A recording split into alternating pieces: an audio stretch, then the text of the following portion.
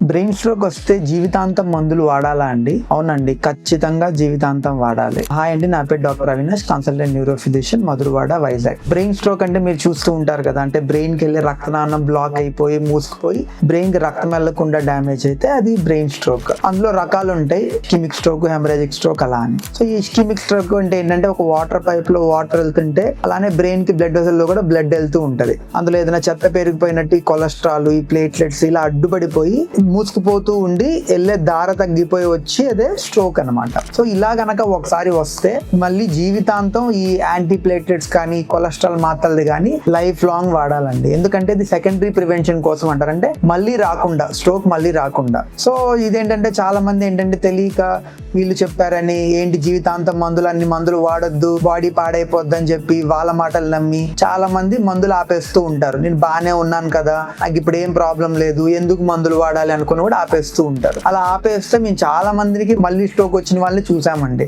Even కొన్ని పేషెంట్లకి అయితే 2 రోజులు మందులు ఆగినా సరే మళ్ళీ స్ట్రోక్ వచ్చిన వాళ్ళు ఉన్నారు. సో అందుకని గుర్తుపెట్టుకోండి, ఒక్కసారి బ్రెయిన్ స్ట్రోక్ వస్తే జీవితాంతం మందులు వాడాల్సిందే.